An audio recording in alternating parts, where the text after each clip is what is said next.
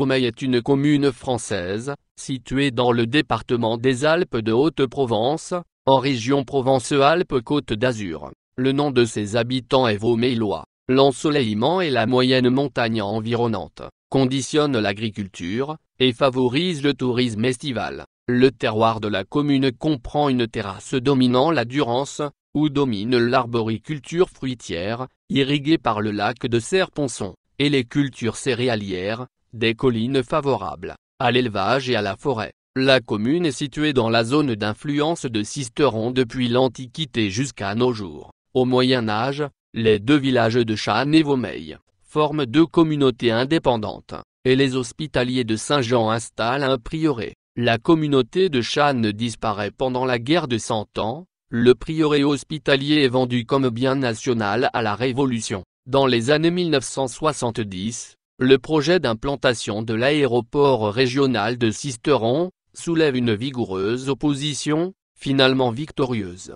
Géographie. La commune est bordée à l'ouest par la Durance, qui conflue avec le Rhône en aval. Au sud, le village est situé sur le flanc d'une butte, à 600 mètres d'altitude. Sur son côté sud il domine la confluence du ravin de Rabanel, venant du nord-est, avec le torrent de Sirier, venant du nord. Le ravin du Miseret, venant de l'est, conflue avec le ravin de Rabanel au pied du village et également. Les trois plus hauts sommets sur la commune sont la Tête des Monges, au nord, 1056 mètres d'altitude.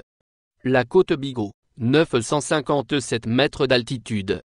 Et le Collet Saint-Pierre, à l'est, 910 mètres d'altitude. Notez aussi le Pin du Miel, 818 mètres d'altitude, dont le nom rappelle le miel local qui bénéficie d'une indication géographique protégée. Communes limitrophes. Les communes limitrophes de Vaumeil sont Sisteron, Alpes de Haute-Provence, Sigoyer, La Motte-du-Caire, Nibles, Valerne et Le Poète, commune située dans le département voisin des Hautes-Alpes. Géologie, massif des Alpes et localisation des Préalpes de Digne. Le territoire se situe sur des formations calcaires provençales du Jurassique supérieur et du Crétacé inférieur, roches sédimentaires issues d'un ancien océan alpin, entre deux formations géologiques majeures des Alpes, la nappe de Digne à l'est. Au niveau du lobe de Valavoir, il s'agit d'une nappe de charriage, c'est-à-dire d'une dalle épaisse de près de 5000 mètres, qui s'est déplacée vers le sud-ouest durant l'Oligocène, et la fin de la formation des Alpes. Les lobes, ou écailles, correspondent à la bordure découpée à l'ouest de la nappe, la faille de la Durance au sud-ouest, dans la vallée. Lors de la glaciation de Ris, la commune est entièrement recouverte par le glacier de la Durance. Lors de la glaciation de Wurm, le glacier recouvre la terrasse du plan de Vaumeil, sans atteindre les collines de l'est de la commune. Relief. La commune de Vaumeil est bordée à l'ouest par la Durance, qui coule dans une vallée profondément encaissée de 480 à 490 mètres d'altitude. Cette vallée est dominée par une vaste terrasse, le plan de Vaumeil, établi à environ 530 mètres, qui constitue la plus grande partie du terroir de Vaumeil. Au nord, cette terrasse s'incline en une petite plaine, la plaine de Channes. Ce sont ces vastes terrasses dominant la Durance qui ont donné lieu à l'expression les balcons de la Durance. À l'est de cette première terrasse, c'est une seconde, moins plane, dont l'altitude varie entre 580 mètres et 640 mètres, avant la coupure provoquée par la vallée du Grand Sirier. Enfin, au nord de cette deuxième terrasse, et surtout dans la moitié de la commune, les collines dominent. Elles culminent entre 700 et 1000 mètres, les plus élevées étant le Pin de Miel, 818 mètres, au nord de la commune,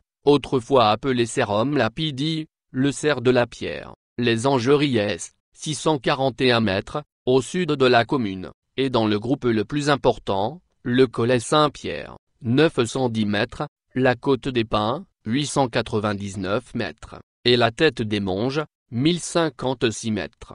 Hydrographie. La principale rivière de Vaumeil est la Durance, qui délimite la commune à l'ouest, et reçoit des torrents qui drainent la plaine de Channes, la combe de Channes et le torrent de Sirette, coulant tous deux d'est en ouest. Le ravin de la Grande Rase coule du nord au sud, dans le plan de Vaumeil et se jette dans le torrent de Sirier à Valerne. Le torrent de Sirier est le second grand torrent de la commune, Anciennement appelé ravin de Séry, il s'écoule du nord-nord-est vers le sud-sud-ouest, venant de Sigoyer et se jetant dans le Sas à Valerne. Il reçoit de nombreux torrents qui drainent les collines. En rive droite, les ravins de Bonneval, de Grelle, d'Écourt. En rive gauche, les ravins de Vaune, de Fontefard, de Jarbon, de Rabanel, du Miseret, et le torrent d'Angeriès, qui forme la limite entre les communes de Vaumeil et de Valerne. Climat. Les stations météo proches de Vaumeil sont, par ordre de proximité, celles de la Motte du Caire,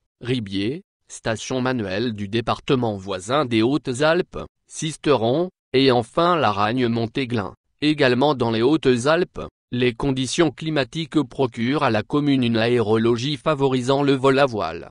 Risques naturels et technologiques. Aucune des 198 communes du département n'est en zone de risque sismique nul. Le canton de la Motte du Caire auquel appartient Vaumeil, est en zone 1A, sismicité très faible, mais non négligeable, selon la classification déterministe de 1991, basée sur les séismes historiques, et en zone 4, risque moyen, selon la classification probabiliste EC8, de 2011. La commune de Vaumeil est également exposée à 3 autres risques naturels, les feux de forêt, les inondations, les mouvements de terrain. La commune de Vaumeil est de plus exposée à un risque d'origine technologique, celui de rupture de barrage. Vaumeil fait partie de la zone d'inondation spécifique en cas de rupture du barrage de Serponçon. Si cette rupture advenait, l'onde de submersion parcourrait les 45 km, qui séparent le barrage de Serponçon de l'entrée dans la commune.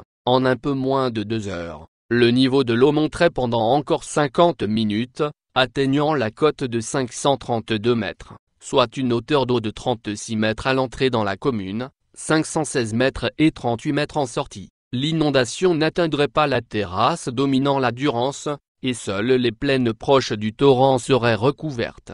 Aucun plan de prévention des risques naturels prévisibles, PPR, n'existe pour la commune, et le dit crime n'existe pas non plus.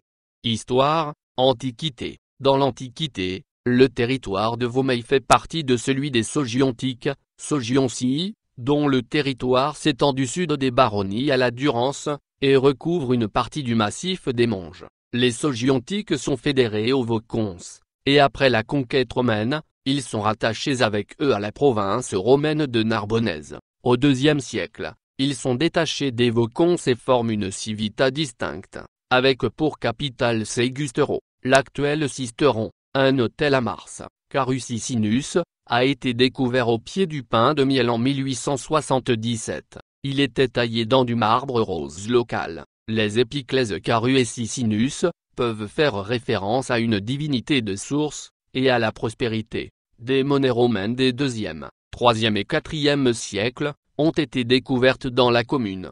Moyen Âge. Le prieuré Notre-Dame de Channes est installé en 1045, et relevait de l'abbaye d'Agnan. Toute la plaine de Channes, sur la vaste terrasse qui domine la Durance, lui appartenait, y compris une partie de l'actuelle commune de Sigoyer, et était cultivée par une petite communauté, établie autour du prieuré. Parmi ses revenus, le prieuré disposait également des dîmes de Vaumeil, et des seigneuries de Mézan, et du Planet à Sigoyer. Un petit castrum y existait au Moyen Âge.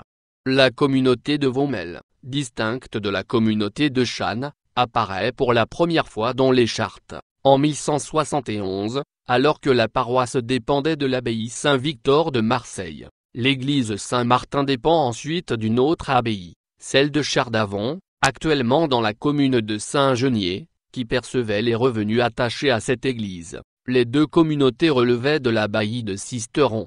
Outre le prieuré de Channes et les églises de Vaumeil, un autre établissement ecclésiastique existait au Moyen Âge, c'est un membre, c'est-à-dire, une dépendance, de la commanderie des Hospitaliers de Claret. En 1300, une petite communauté juive était établie à Vaumeil. Le territoire de Vaumeil était organisé en un fief principal, Vaumeil, et un arrière-fief, Channes, dépendant de Vaumeil. Au XIIIe et XIVe siècle, les seigneurs sont une dynastie autochtone, les Vaumeil. Elle accède à la seigneurie à la fin du XIIe siècle, lorsque les comtes de Provence, Alphonse Ier de Provence, fait don de terre à Gaudemar de Vaumeil. Il n'est pas certain que Godemar soit le fondateur de la dynastie, mais c'est le plus ancien membre de la famille connue. Il partage la seigneurie avec les Lavenot et les comtes, qui ont conservé les droits de justice et d'albergue. La cour royale d'Aix fait l'acquisition d'une part de seigneurie au XIVe siècle.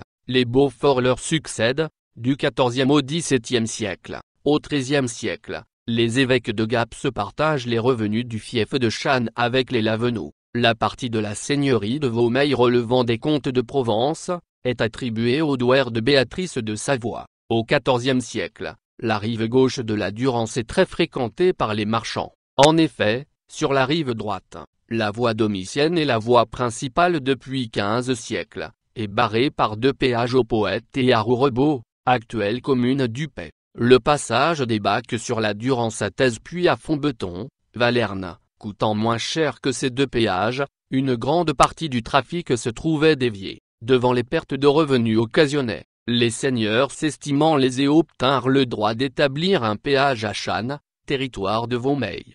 En 1348, la reine Jeanne, chassée de son royaume de Naples, dut se réfugier en Provence, pour reconquérir ses États napolitains. Elle vendit Avignon au pape pour 80 000 florins, et obtint au passage l'absolution pontificale, qui la lavait de tout soupçon. Dans le meurtre de son premier époux, André de Hongrie, reconnaissante, elle offrit à Guillaume de Roger, frère du pape, le fief de Valerne, qui fut érigé en vicomté par lettre patente en 1350.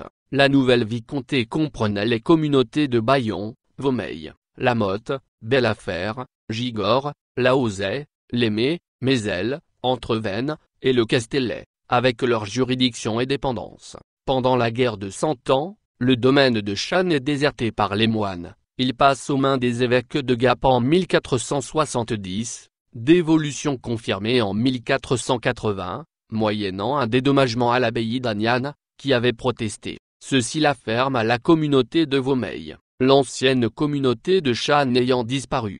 Temps moderne, du XVIe au XVIIIe siècle. À l'époque moderne, les seigneurs de Vaumeil sont les Beaufort, depuis le XIVe et jusqu'au XVIIe siècle, puis les Baratier, les Dornezan, ces 2 familles du XVIe siècle, à la Révolution française, et les Hugues, à partir du XVIIe siècle. Un épisode des guerres de religion se déroule à Vaumeil en 1585. Le ligueur de vin cherche à revenir du Dauphiné en Provence, en échappant aux troupes royales, installées à Sisteron. Il envoie son capitaine Blaise d'Estaignon s'installer à Vaumeil. Celui-ci occupe le château. Le grand prieur, qui commande l'armée royale en Provence, envoie le régiment de Champagne le déloger. Comme d'Estaignon résiste, le château est investi et le siège commence.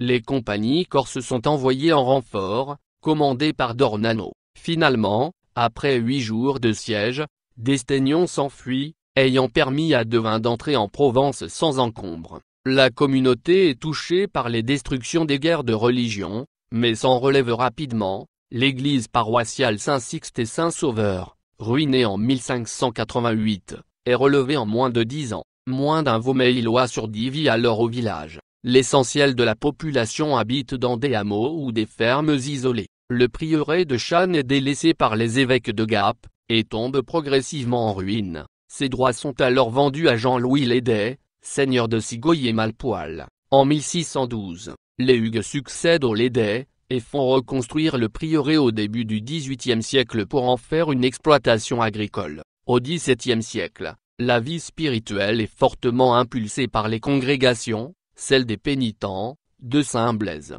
du Rosaire, et de Notre-Dame du Mont-Carmel, sont présentes à Vaumeil en 1695. À la veille de la Révolution française, il existait 2 fiefs sur le territoire de Vaumeil, le fief de Vaumeil, et celui de Fontbeton, d'après l'état d'afflorinement de 1783.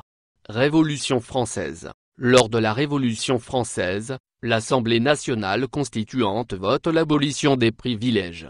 Les biens nobles, et en premier lieu les terres, vont donc payer l'impôt. L'encadastrement de leurs biens, opération préalable à leur imposition, a lieu le 26 septembre 1790, à Vaumeil. Le domaine de Channes, qui avait été vendu par l'évêque de Gap, est mis sous séquestre. La société patriotique de la commune, fait partie des 21 premières créées dans les Basses-Alpes, au printemps 1792. Le coup d'État du 2 décembre 1851, commis par Louis-Napoléon Bonaparte contre la Deuxième République, provoque un soulèvement armé dans les Basses-Alpes, en défense de la Constitution. Après l'échec de l'insurrection, une sévère répression poursuit ceux qui se sont levés pour défendre la République. 3 habitants de Vaumeil sont traduits devant la commission mixte. Une base aérienne militaire est installée à Vaumeil pendant la Seconde Guerre mondiale et utilisée par la Luftwaffe. Jusqu'au milieu du XXe siècle, la vigne était cultivée dans la commune, uniquement pour l'autoconsommation. Cette culture a depuis été abandonnée. À la fin du XXe siècle, Vaumeil est le cadre de 2 luttes sociales. Opposition à un projet d'aéroport. Dans les années 1970, Vaumeil est le théâtre d'une lutte contre un projet d'aéroport international, lutte similaire à celle du Larzac, ou de Notre-Dame-des-Landes, à la même époque, unissant plusieurs composantes idéologiques, appuyées d'une part sur une vision ouverte et moderne du territoire et de l'agriculture, d'autre part sur l'identité forte du terroir.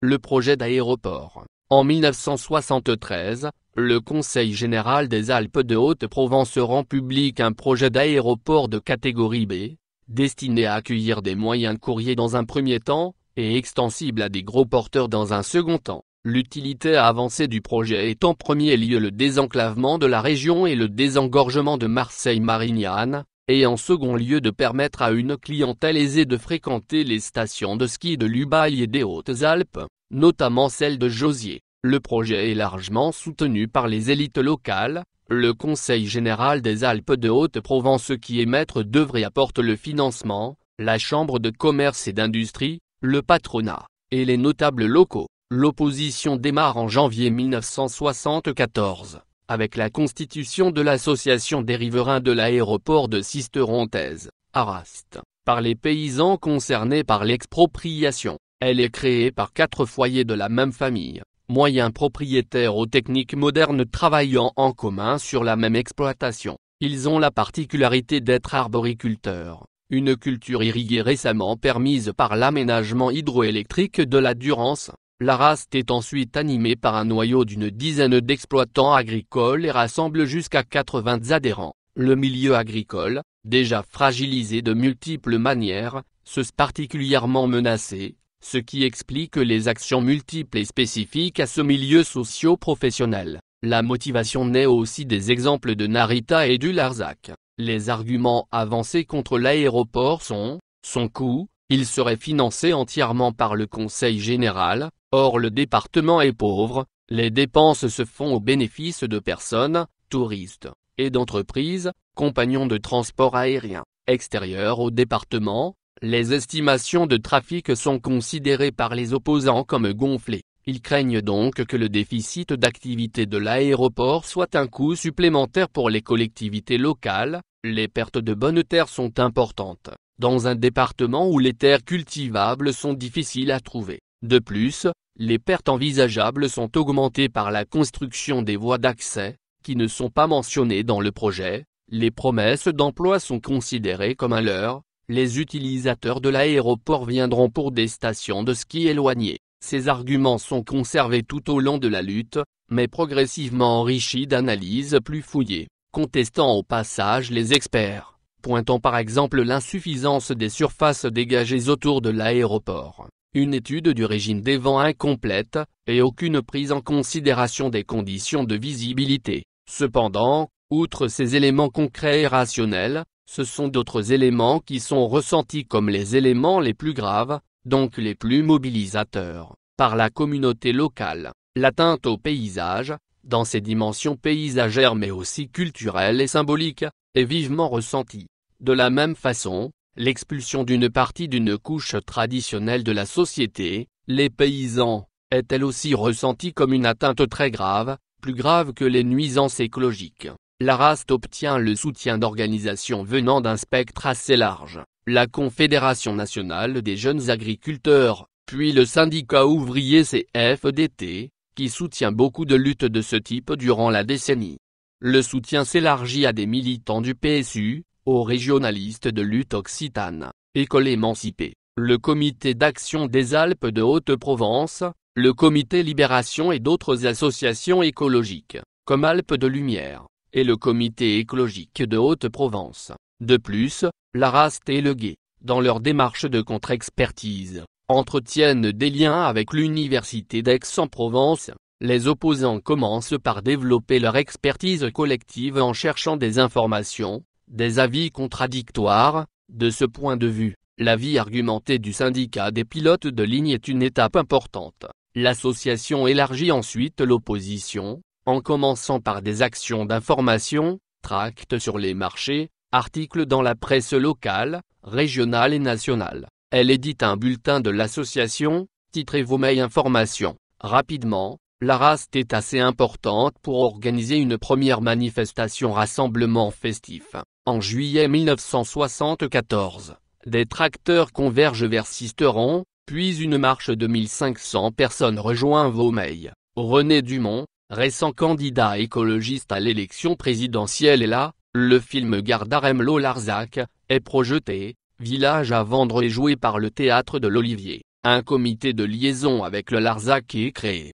En octobre, une association de contre-expertise est créée, le Groupe d'action et d'études régionales de Haute-Provence, GAER. Ces travaux renforcent encore la connaissance détaillée du dossier par l'opposition. Des diapositives sont créées pour servir de support aux conférences d'information. Un dossier Vaumeil est monté. Le mouvement commence à remporter ses premières victoires l'année suivante, en mars 1975. Les 11 conseils municipaux concernés émettent un avis défavorable. L'enquête d'utilité publique est ouverte en juin et reçoit 227 lettres de protestation. La pétition que l'ARAST a fait circuler est remise à l'ouverture de l'enquête avec 6000 signatures. En juin également, le syndicat de défense des expropriés, SDE, est créé par des petits paysans traditionnels et quelques gros propriétaires membres de la bourgeoisie urbaine. Enfin, les journées des 16 et 17 août sont un grand succès, elles rassemblent 2000 personnes. Les symboles sont multipliés, on chante la chanson révolutionnaire Gavotte Plantarem la Farigola, on rappelle le soulèvement des Rouges en 1851, qui coïncide avec le début d'une période de répression, du déclin démographique et de la régression culturelle, face aux élites qui veulent bétonner la terre. Une manifestation enterre le béton à Sisteron, mais, lors du débat qui a lieu pendant ces journées, un clivage net apparaît entre paysans modernistes et moyens propriétaires, et les petits paysans traditionnalistes. En conséquence de ces divisions, l'activité de l'ARAST régresse à partir de 1976, et se cantonne aux actions juridiques, le GAER prenant le relais des actions militantes, alors que celui-ci était au départ une coordination politique entre les différents soutiens, situés sur place ou à Paris, pratiquant la démocratie horizontale. Il abandonne cet aspect de son fonctionnement, compliqué à gérer entre des personnes ne vivant pas toutes dans le département, pour se concentrer sur son rôle de bureau d'études alternatif et d'animation de la résistance. Une liste est présentée aux élections cantonales de mars, qui remporte 27% des voix de la circonscription, puis aux législatives de 1978, où les opposants ne reçoivent que 5% des voix. La participation à ces élections est jugée comme une des actions les plus efficaces du mouvement d'opposition. Néanmoins, l'arrêté de déclaration d'utilité publique est pris en décembre 1976. L'ARAST prend Maître Huglot, spécialiste des luttes écologistes, il a plaidé dans les affaires de la Moco-Cadiz et de Flamanville, pour attaquer l'arrêté. En 1977, les opposants obtiennent un passage à la télévision, émission Le Ver est dans le fruit, et, au mois de mai 1977, le tribunal administratif de Marseille prononce un sursis à l'exécution des travaux, ce qui condamne définitivement le projet. En effet, la volonté politique de réaliser le projet a diminué dès 1975. L'absence de financement de l'État, puis les doutes émis par l'Oréam de Marseille, et les chambres de commerce, ont achevé de compromettre sa crédibilité. Le mouvement est comme un révélateur de la société locale, dans les années 1970. L'ensemble des élus nationaux comme élus locaux, sont considérés comme des ennemis par les opposants, alors que ce n'est pas toujours le cas, dans les luttes similaires de la même époque. Mais à Vaumeil, Le projet est porté par le Conseil général, et les élus locaux personnalisent alors le pouvoir, plus distant et abstrait ailleurs, et donnent un visage et une consistance à l'adversaire. C'est l'émergence des mouvements écologistes et régionalistes qui permet à la lutte contre le projet d'aéroport de devenir un enjeu national. À l'inverse, la tentative de faire jonction localement entre ouvriers et paysans échoue, sauf au niveau symbolique. Le projet d'aéroport révèle la coupure entre deux groupes de paysans. Les paysans modernistes, installés sur le plateau et utilisant les techniques modernes d'irrigation grâce aux possibilités ouvertes par la construction du barrage de Serponçon, sont formés et ouverts sur le monde. Ils connaissent leur environnement technique et économique, rencontrent des agents des secteurs financiers, industriels, commerciaux, juridiques, ce qui nourrit leur autonomie de jugement. Ils utilisent ces compétences dans l'analyse qu'ils font du projet et parviennent à proposer une vision alternative de l'intérêt général. Mais ils sont en rupture avec la composante traditionnelle de la paysannerie locale, qui tient aux traditions culturelles. La rupture n'est pas qu'idéologique, mais aussi technique et politique. Cette rupture se double de clivages et de rivalités anciennes. Le rapprochement initial entre ces deux paysanneries au sein de la race n'est que formel, sous la pression de la menace de bouleversement, et temporaire. À l'inverse, les paysans modernistes ont en commun des objectifs et des pratiques avec des militants des classes moyennes. Les points de contact entre ces deux classes sociales sont moins nombreux qu'entre paysans modernistes et traditionnels, mais les deux groupes modernes se rejoignent facilement. La classe paysanne traditionnaliste est une population résiduelle, restante, depuis plus d'un siècle. Les forces vives ont pris le tournant de la modernisation, ou sont partis. Les paysans restants sont peu formés et coupés des pratiques politiques. Face au changement, ce groupe social a toujours adopté une attitude fataliste, s'en remettant aux notables pour le comprendre. Il leur accorde sa confiance pour être protégé au mieux des possibilités. Il pense n'avoir que des intérêts particuliers, face à ce qui est présenté comme l'intérêt général par les notables. Ce groupe ne peut accepter de suivre les modernistes, la fracture est trop ancienne, ni les militants urbains, la fracture symbolique est trop importante. Les urbains, même nés dans la région, appartiennent à un monde qui détruit le leur. L'irruption du projet d'aéroport provoque une crise, temporaire, des notabilités, alors que les paysans modernistes possèdent la compétence pour comprendre le projet, le contre-expertiser et proposer une autre vision de l'intérêt général. Ce n'est pas le cas des paysans traditionnalistes, qui délèguent leur défense à des notables. Or, dans ce cas, les notables locaux révèlent leur manque de compétences sur le sujet, hésitent, se contredisent. Seul le notable principal, Marcel Massot, conseiller général et député, finit par s'abstenir devant l'élargissement de la contestation. De plus, dans le cadre du projet d'aéroport, le système notabiliaire est justement porteur du danger et ne peut protéger la paysannerie traditionnaliste. Celle-ci est condamnée à rechercher des notables de substitution pour se défendre. Finalement, pour éviter un éclatement de la société locale, et face à l'attitude des notables traditionnels, le groupe notabiliaire éclate, une partie se mettant du côté des paysans, contre le projet. Ceux qui se lient aux opposants le font pour éviter les débordements et éviter toute dérive radicale. Ce ne sont que des petits notables, des notables de substitution, issus de la bourgeoisie urbaine locale. Ils appartiennent à la droite, qui dans un département acquis au Parti socialiste, n'a pas accès au pouvoir. Le projet est suspendu, mais l'existence de la RAST a suscité une opposition conservatrice regroupant petits paysans traditionnels et la bourgeoisie urbaine. Rejetant les pratiques militantes de la RAST, ils fondent le syndicat de défense des expropriés, les notables agissant également au sein de l'UDVN. Le SD, comme conséquence des caractéristiques évoquées, refuse l'aéroport comme élément de la modernisation de la région, mais refuse également le militantisme. Il se concentre sur les actions juridiques, où il ne fait que suivre la RAST, dans l'espoir d'obtenir de meilleures indemnisations, sur le modèle des mouvements d'opposition locaux, aux grands aménagements hydroélectriques durant ce Verdon, des années 1950 et 1960. Cette coupure radicale entre deux groupes sociaux se retrouve dans les modes d'organisation. Le GAER tient des assemblées décisionnaires hebdomadaires, qui regroupent jusqu'à 50 personnes. Le SDE compte 5 membres principaux, n'a pas d'organisation officielle déclarée en préfecture. Ces réunions sont mensuelles et tout le pouvoir de décision est abandonné au président et à quelques membres influents. Cependant, malgré ces divergences sociales et idéologiques, l'opposition reste unie sur le long terme. Les acteurs extérieurs à la commune et au canton jouent également un rôle dans cette histoire. Ce sont d'abord les aménageurs et les éventuels futurs touristes, qui suscitent le projet. Également tous les alliés et collectifs de lutte dans la même situation, au Larzac, à Notre-Dame-des-Landes, qui apportent un soutien moral, mais aussi partagent les expériences par des comités de liaison. Enfin, les membres du GAER sont en partie des membres des couches moyennes, natifs de la région, qu'ils ont quittés pour aller travailler ailleurs. Dès l'origine, la LUTA, outre l'ARAST qui est l'association d'organisation de la lutte, et le GAER qui livre la contre-expertise, un travail de promotion d'une contre-société avec le Catada, qui promeut les techniques douces, utilisation de l'énergie solaire, agriculture biologique.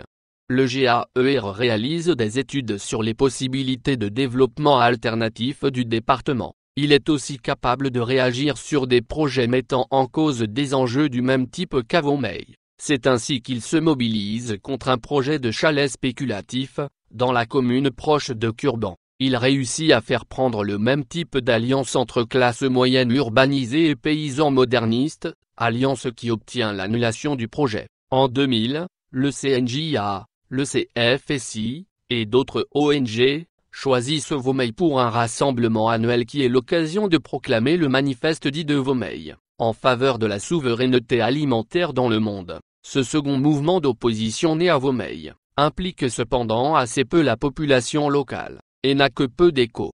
Lieu, et monument remarquable, le prieuré Notre-Dame de Channes existait déjà en 1210, et dépendait du monastère d'Agnan. Tombant en ruine en 1469, il est donné à l'église de Gap, qui le relève. Les bâtiments, essentiellement à vocation agricole, ont été reconstruits autour d'une triple cour, entre la fin du XVIIe siècle et la Révolution française. Le pigeonnier, le plus ancien, fin XVe, ou début du XVIe siècle, et l'un des plus beaux du département, est construit presque entièrement en pierre de taille. L'ancienne chapelle est voûtée d'arêtes. Le prieuré sert de ferme depuis 3 siècles, et la chapelle a été transformée en porcherie au XXe siècle. La chapelle Saint-Marcellin est également reconstruite après les guerres de religion. La nef a été raccourcie de 3,30 mètres dans sa partie occidentale, la voûte d'arête n'existe plus, remplacée par un plafond lambrissé. L'église paroissiale est placée sous le vocable de la transfiguration de Notre-Dame et le patronage de Saint-Marcellin d'Embrun.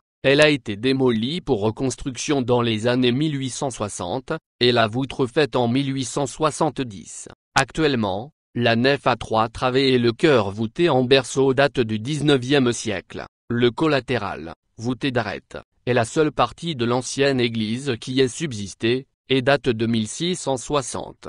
Le château, construit au XIIIe siècle, comportait une tour de guet à l'ouest, un logis, et une église à l'est.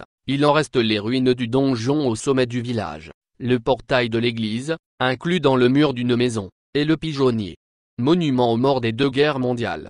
Le sentier des Comtes, sur la route des Rochers qui parle.